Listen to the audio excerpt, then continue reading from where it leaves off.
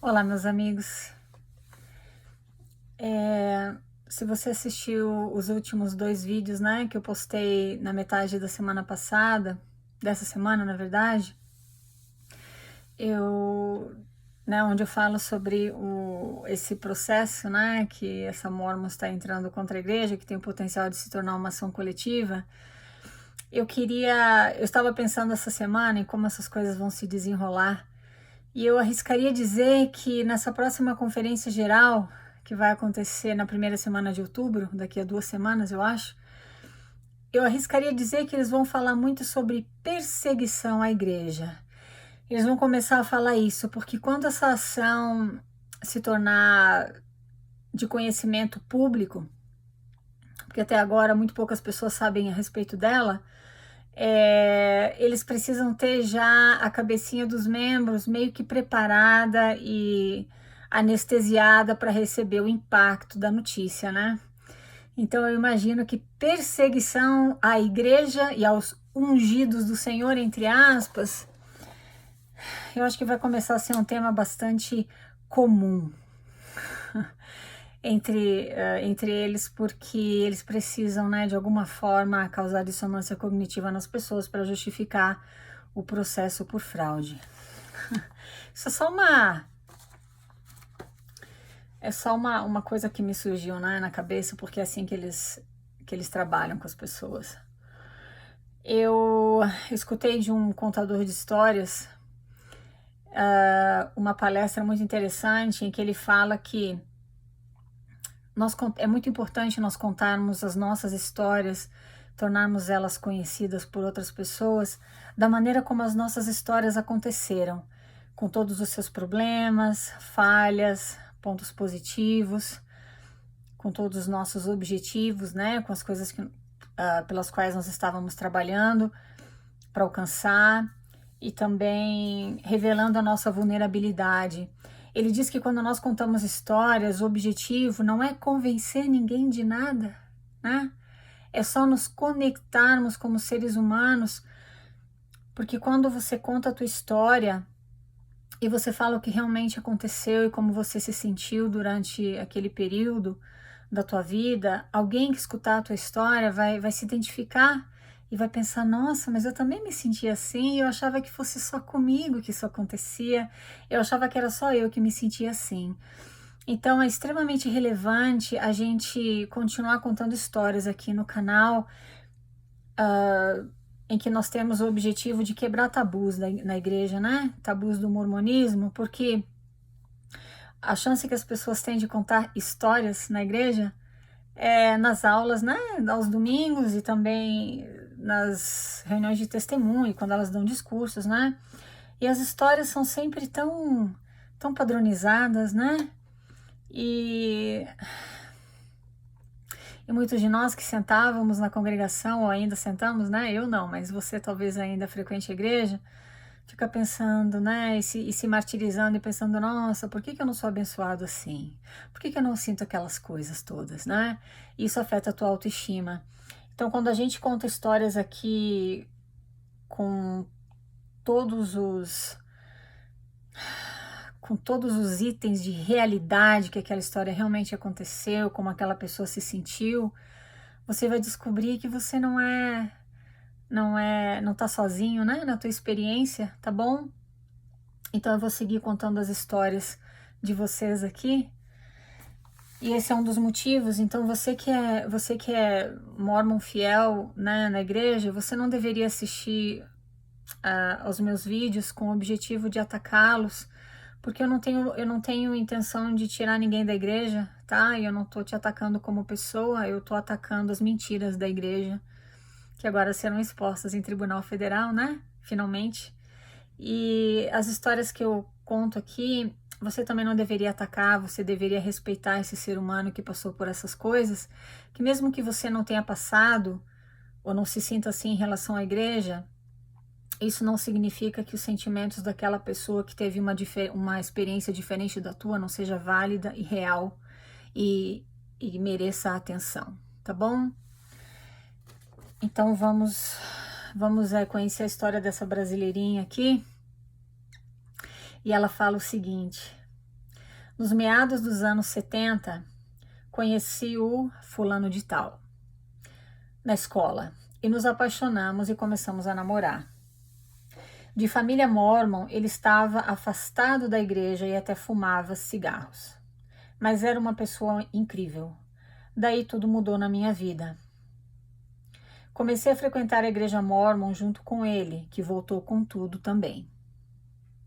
A princípio estranhei muito porque nasci e fui criada na igreja batista e achava tudo muito estranho ter que acreditar em todo aquele desenrolar de profeta, visões e apóstolos.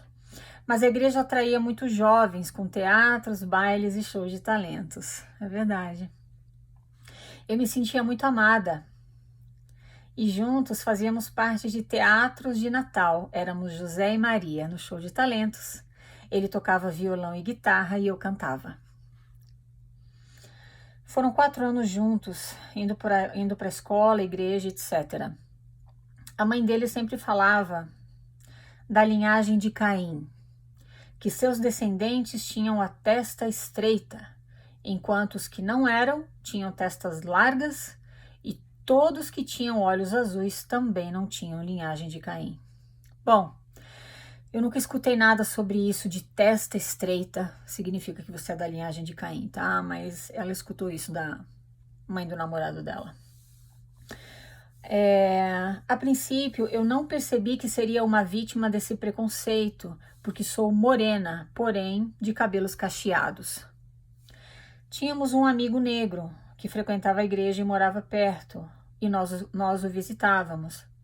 Mas o fato dele não poder receber o sacerdócio o incomodava muito, porque se sentia tão discriminado que começou a ter problemas mentais. Você precisa entender que ela está falando aqui da década de 70, tá bom? O sacerdócio não foi dado aos negros ou melhor, o sacerdócio só foi dado aos negros em 1978. Até então, pessoas de cor negra eram discriminados escancaradamente. Eles não podiam nem tocar na bandeja do sacramento, tá? Já conversamos sobre isso. Bem, depois de 4 anos, o meu namorado foi chamado para fazer missão. Ficamos noivos. E como ele era uma pessoa íntegra, logo começou a fazer o curso de preparação e treinamento. Para ir para a missão, tá? Uma das vezes que eu o acompanhei, ele me disse que o líder de treinamento falou para ele que eu tinha linhagem de Caim. Lembro que fomos receber a bênção patriarcal e tive que ler todo o livro de Mórmon primeiro. Na bênção patriarcal dele, do namorado dela, dizia que ele ia se casar no templo e que seus filhos teriam o sacerdócio.